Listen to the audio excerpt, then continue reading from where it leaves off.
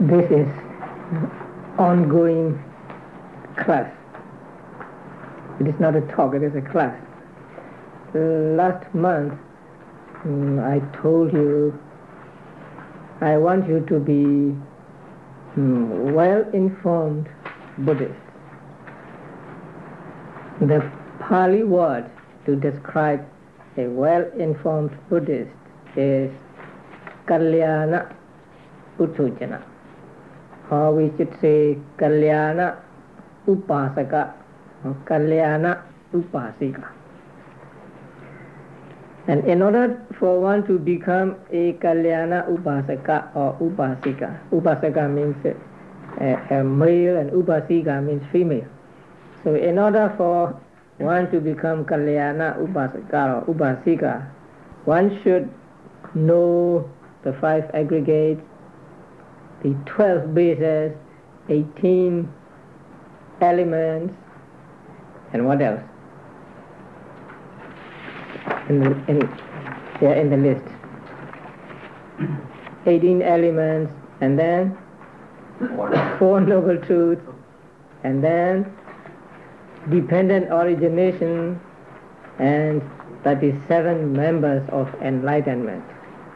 So the commentators stated that a person who is to be a well-informed Buddhist should know these topics of Buddha's teachings. So since I want you to become well-informed Buddhist, you should know these topics. And the first group is 5 aggregates. And last month we studied the first of the 5 aggregates. Now first, what are the 5 aggregates? Rupa Khanda, aggregate of matter. Vedana Khanda, aggregate of feeling. Sanya Khanda, aggregate of perception. Sankhara Khanda, aggregate of mental formations. And Vijnana Khanda, aggregate of consciousness. So these are the 5 aggregates. And we studied the first aggregate, Rupa Khanda, aggregate of matter, last month. And we have not come to the end of it yet. So please look at the last page of this note. There, Rupa Khanda. Now, Rupa Khanda consists of material properties, and there are altogether 28 material properties. So these material properties are what we call Rupa Khanda or aggregate of matter.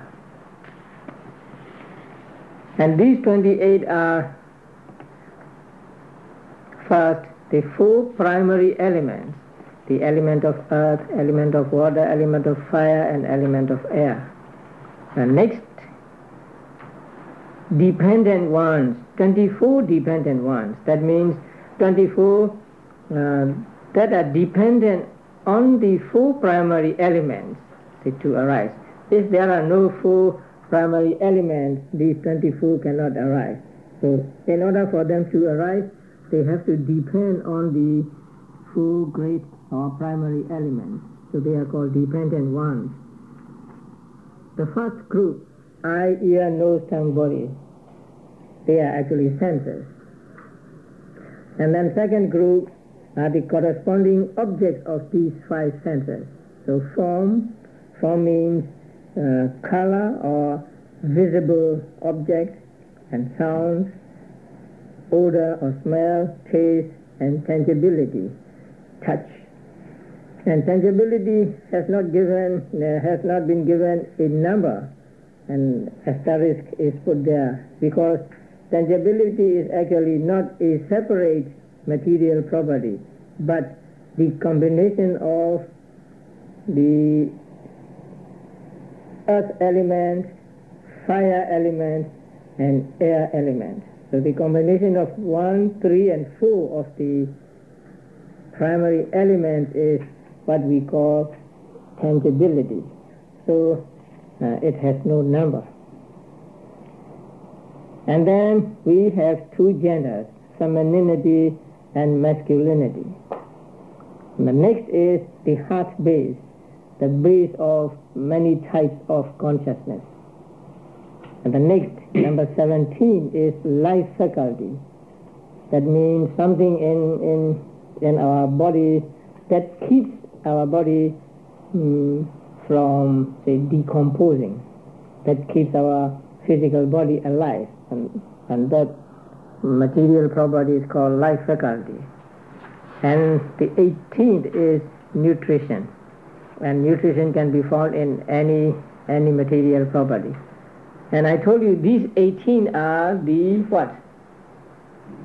Real, right. The real rupa. They are the real rupas. They are the object of vipassana meditation. So when we practice vipassana meditation and try to see rupa, and we try to see these 18 or say one of these 18.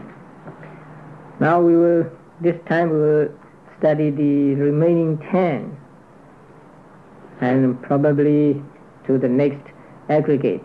Now, what is the next? Number 19, element of space. Now, there are different kinds of space mentioned in Pali books. And this element of space is not the space we know, the outside space, or when we talk about space or spaceship or space travel, that is another kind of space.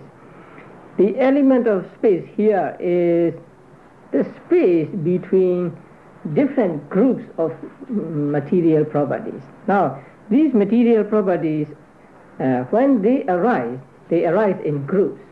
In groups of 8, in groups of 9, in groups of 10, and so on. Inside the group, there is said to be no space. They are stuck to each other so that there is no space between each material property. But between one group and another, there is what is called space. And so that space between groups of material properties is what is called element of space here. So it is not space outside, not space when we say space travel or say space shape or whatever. This space is to be found between the different groups of material properties. Maybe we can visualize groups of material properties as, say, balls or something, and when the balls are put together, there is space between these balls, something like that. Now, material properties are very, very small, and so the space between them is also very small. We cannot see with our naked eyes. But nowadays people say that there is so much space in the world, say in the earth, that if you take all space from the earth, the whole globe, the earth, would be just the size of a golf ball. So if we can take all space out of the earth will be as small as a golf ball. So there is so much space in the world. So you look at the glass. We don't see any space in the glass, but if you put it under a very powerful microscope, then we may be able to see that there is space in what we think to be a very solid thing. So this conforms to what the Buddha taught here, as that there is space between different groups of matter. And so even in a block of iron or steel, there is still space. So that is what is called space here. So that space actually is nothing, right? No substance, actually no material property. But it comes to be called space when there are groups of material properties put together. So that is why it is called material property. But actually it is not material property, but it has something to do with material properties, groups of material property. So it is included in a list of material properties. Now the next two are bodily intimation and verbal intimation. Now, when we want to let somebody know our wishes, know our wants, so we use gestures. If we want to call someone, what gesture do we use? In our countries? Right. So we put the palm down and then this means please come here. But in this country this means bye-bye. And in our country, to call a person like they do here is impolite, right? Right. So these gestures differ from, say, culture to culture. But by these gestures, we let the other people know our inner intentions, our inner wishes. Now, this finger is used, the index finger is used when we want to warn somebody or when we want to threaten somebody, right? So, say at a school, if the teacher wants to scold a student, say something like this.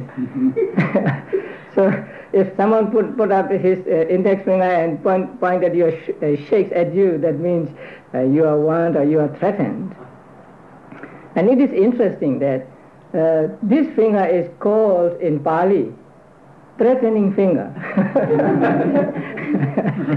So if you want to threaten somebody, you use this finger. So there are many kinds of body intimation. If you want to say yes, what do? You nod, right? Then if you want to say no, please shake your head.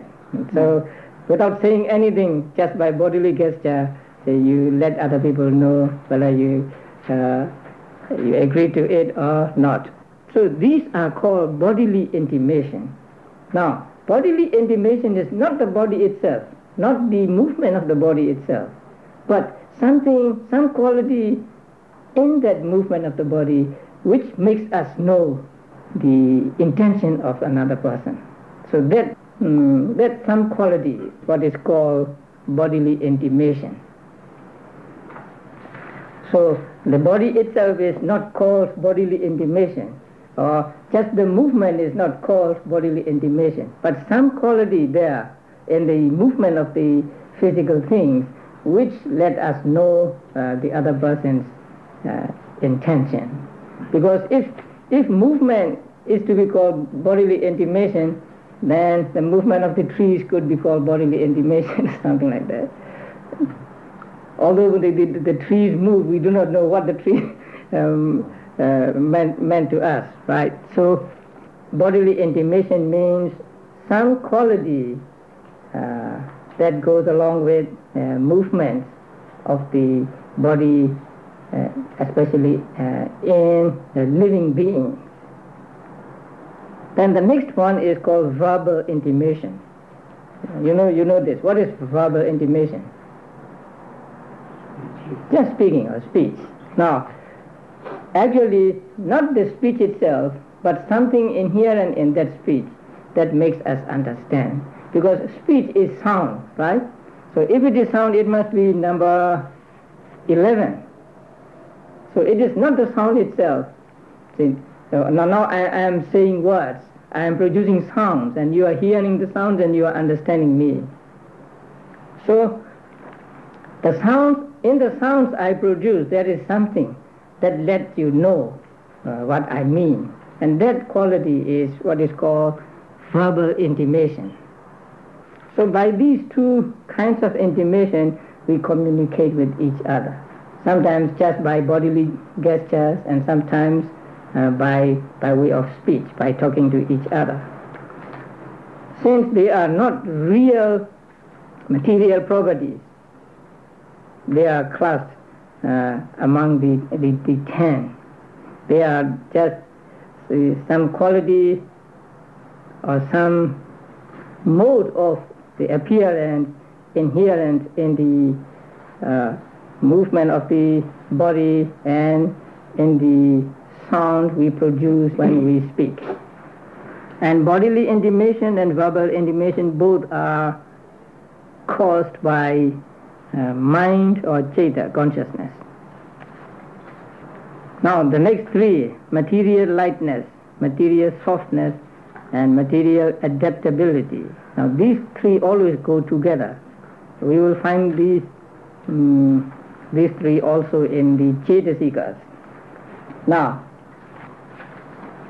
sometimes, say we feel light in our body, especially when the weather is good, or when we have eaten suitable food, or just when we are happy. See, our body seems to be light.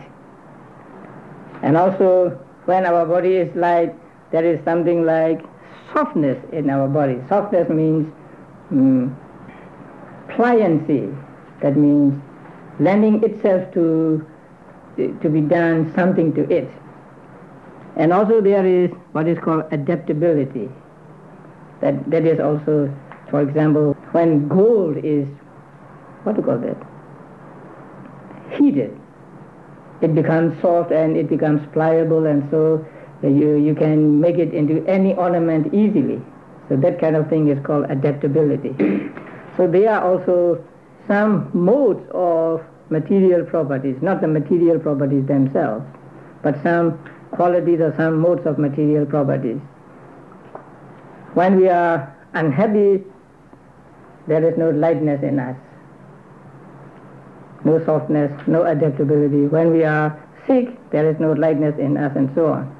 So these three qualities, lightness of material properties, softness and adaptability, are sometimes caused by consciousness, sometimes by climate, heat or cold, or sometimes by food, by nutrition. Then the last four.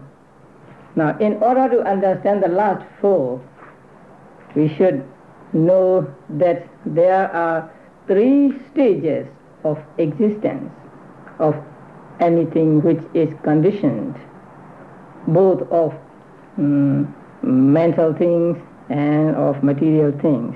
Now, what are these three stages or three phases of existence?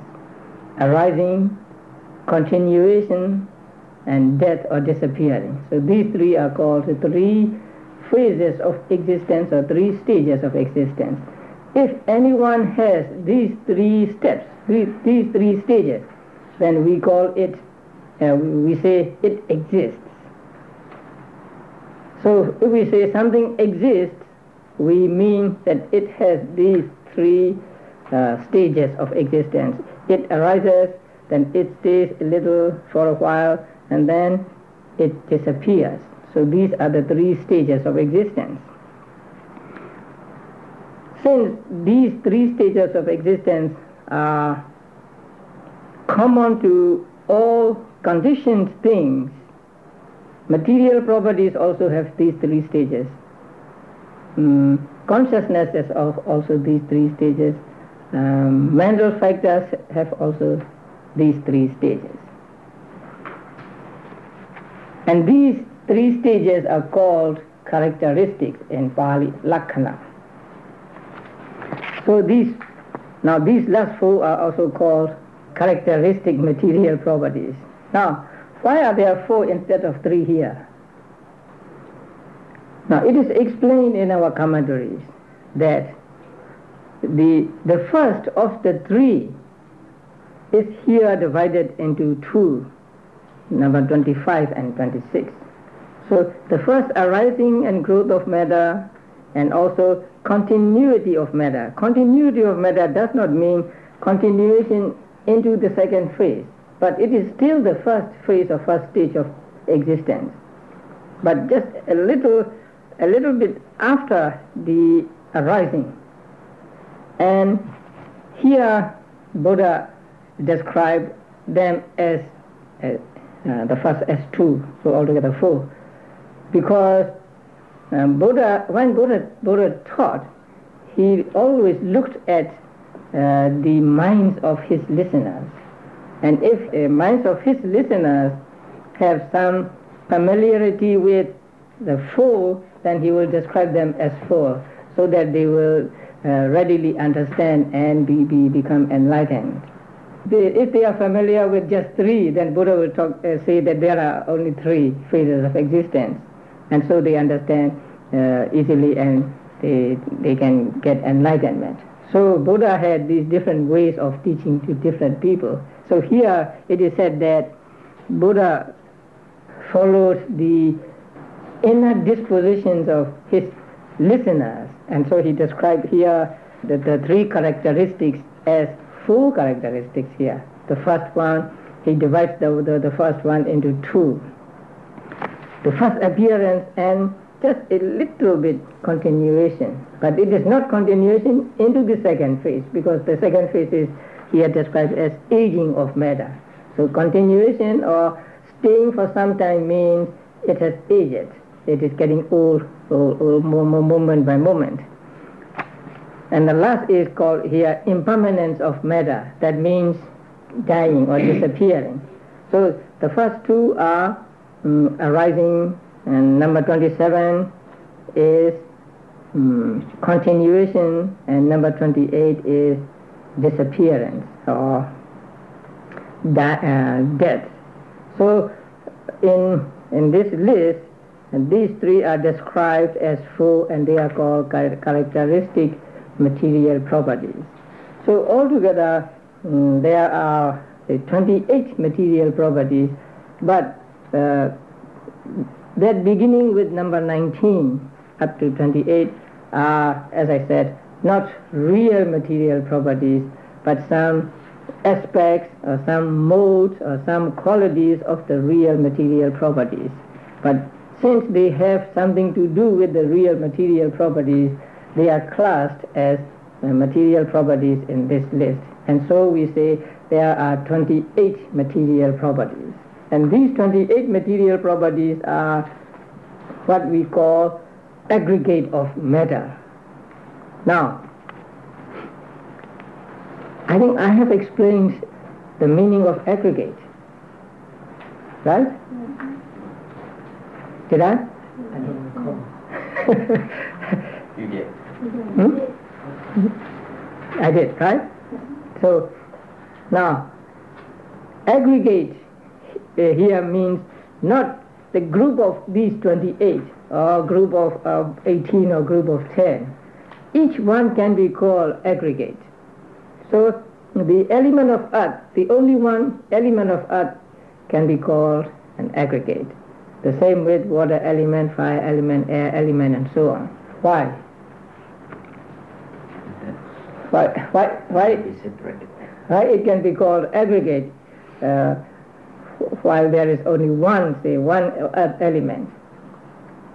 Now, even though there is only one earth element, this earth element can belong to or belong to what can belong to the past or to present or to future. So if there is a division into past, present and future, then it can be called an aggregate. Sometimes it belongs to internal and external. Sometimes it is divided as subtle and gross. Sometimes it is divided into lowly and lofty. Sometimes far and near. So if anything is divisible into past, present and future and so on, then that can be called an aggregate, although if it may be only one. So when we say aggregate of matter, we do not mean the group of all 28 material properties, but each one of these material properties can be called an aggregate of matter. The same will apply to aggregate of feeling and aggregate of perception. Now, among these 28, there are 8 which are called inseparable. That means they cannot be separated physically. We can separate them in our mind. We can separate them in our mind and say, this is earth element, this is water element, and so on. But physically or in a lab, we cannot separate them one by one. So there are 8 of them. And which are these 8? They are shown with crosses. Element of earth, water, fire, air, form, odor, taste, tangibility, and nutrition. So they are for 8 inseparables. There are 9 crosses, right? Yeah, but we don't count tangibility because it's included in earth, fire, and air. So we say there are 8. So wherever there is material property, there are always these 8 inseparable properties. So however small you can divide an atom, in the smallest particle there are these 8 material properties. They cannot be separated. And then there are some material properties which can be deficient in some beings. Now, there are some people who are born blind, who are born without eye sensitivity or ear sensitivity and so on. So they can be deficient. Eye, ear, nose, tongue, body. Now, it is said that Brahmas have no nose, tongue and body sensitivity.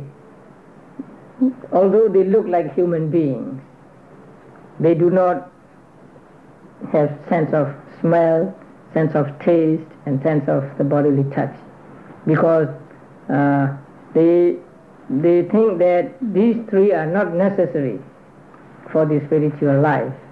The eye is necessary for seeing the Buddha, and the ear is necessary for hearing the Dhamma. So they leave these 2, and for the other 3, they develop a sense of disgust or something when they practice meditation and develop jhana. So as the result of such jhanas, when they are reborn as Brahmas, they lack these 3 sensitivities. So you can hit a Brahma and it will not feel anything at all. So in the Brahmas, nose, tongue and body means sensitivity are deficient. And then femininity and masculinity, so they can be deficient in some beings. So there are some beings who are neither male nor female, so they lack both femininity and masculinity. So these can be deficient in some beings. And if a being is not deficient in any of these material properties, how many material properties that being will have? 27. Because either masculinity or femininity, not both. No one have both. Now, on the right side, you see the causes. So some material properties are caused by karma, some by citta, some by climate, and some by nutrition. So if you want to follow further, you may read about them in the Manual of Abhidhamma, written by the Venerable Sayadaw. So I will not go into details of all these because it will take too much time. It is semi-Abhidhamma now. So those shown with K are caused by karma, and shown with C are caused by citta, Cl, climate, and N, nutrition. So if you look at those caused by citta, now earth element can be caused by citta, water element also, but since they are caused by citta, they arise in living beings and not outside. Okay, this is the first aggregate of matter. Now, what is the second aggregate? Feeling aggregate. Now, we have different kinds of feelings, right? Sometimes we have pleasant feelings, sometimes unpleasant feelings, sometimes neutral feelings. Now, pleasant feeling also, sometimes we touch something soft and then we have pleasant feeling. Sometimes we think of something and then we are happy and we have pleasant feeling. So pleasant feeling can be connected with bodily touch and also just in the mind. Unpleasant feeling is the same. So when we hit ourselves against something, there is unpleasant feeling through physical contact. Sometimes we are sorry, we have unpleasant feeling thinking of something. So there are two kinds of pleasant feeling and unpleasant feeling. That which arise through contact with tangible objects, and that which arises through contact with non-tangible objects. And then the last one is neutral. Neutral is only through mental contact, not through physical contact. Through physical contact there can only be two, either pleasurable or not pleasurable. So there are altogether how many kinds of feeling? 5 kinds of feeling. And feeling here means not in the body, but in the mind. What we call feeling in the body is just the material properties, the good material properties or bad material properties. But the experience of it in our mind is what we call feeling. So actually when we say feeling, we mean the feeling in the mind, or feeling which is a mental factor.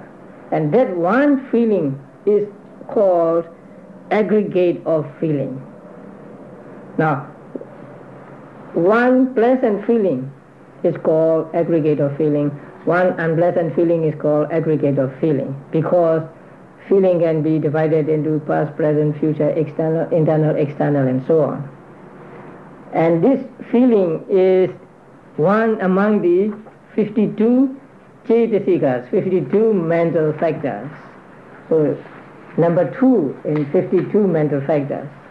So that number 2 mental factor is what we call the aggregate of feeling. Now the third is what? Sanya, sanyakanda, the aggregate of perception. Now, I don't really understand the meaning of the word perception. It's difficult. So I'll explain the Pali word sanya. Sanya means making a mark. Now, you see someone today, and then tomorrow when you see him, you remember, oh, this is Mr. A, whom I saw yesterday. Now, why are you able to recognize him? Because you make a mark in your mind. Say, this man, say, with hair in this style, and tall or short or big or small, this man is Mr. A. And you make a mark. And so that mark, making mark, helps you to remember him, to recognize him when you see him again. And that marking is what is called sanya. So we do marking every time we come across an object. Before we know what we are doing, we have already marked it. And that marking may sometimes be wrong, a wrong marking. So we have false sanya as well as true sanya. Suppose you see something, say, long in the dark, and then you think it is a snake. That means you have marked it as a snake, but actually it is a rope. So that is a false sanya. And false sanya can be very real to you. You will jump on that rope because you think it was a snake, it is a snake. So making mark is what we call sanya. And it is compared to carpenters making marks on timber. When carpenters build a house, they make a mark here and there, and this is to be cut off, or this is to be taken, and this is to put here or there. So when they see the marks, they know where to put it or what to do to it. So in the same way, we make marks every time we come across an object. And then with the help of that marking, we remember it when we come across it again. So this sanya helps us to remember things. If we cannot remember things very well, that means our sanya is weak. If we have a strong sanya, then we will remember things very well. And this sanya goes together with sati, mindfulness. So strong sanya is a proximate cause for mindfulness. And that sanya also can be divided into present, past, future, and so on. And so this one sanya is called aggregate of perception. Now the next one, sankhara khanda, aggregate of mental formations.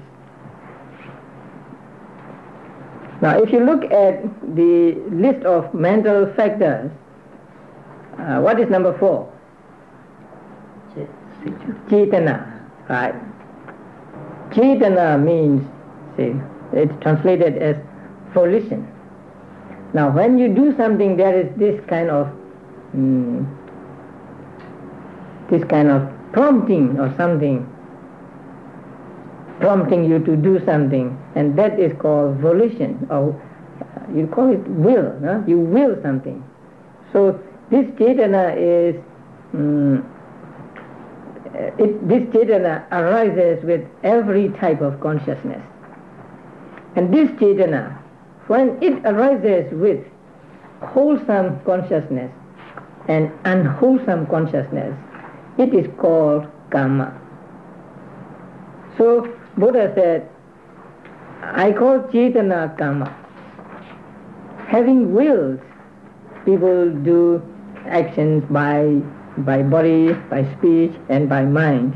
So that volition, that willing in the mind is called cetana, and that is what Buddha called karma. But not all cetana is called karma, because cetana accompanies every type of consciousness, but the cetana we call karma accompanies only the wholesome consciousness and unwholesome consciousness. Now for your information, there are different types of consciousness: wholesome consciousness, unwholesome consciousness, resultant consciousness, and functional consciousness. So among them, we take only wholesome consciousness and unwholesome consciousness. And cetana accompanying wholesome and unwholesome consciousness is called karma. Now this cetana, which is karma, has the ability to give results. So giving results means causing something to appear, or producing something, or conditioning something. So this cetana has another name. What? You already know that. Sankhara. So cetana is also called sankhara. Sankhara means producing or putting things together. So here, one that produces something. So cetana is called sankhara, because cetana has the ability to produce results, to condition results to arise. So this cetana is called sankhara. Now I have told you maybe more than once about the word sankhara. In Pali it is very difficult to understand the word sankhara. It has many meanings, and you have to understand according to the context.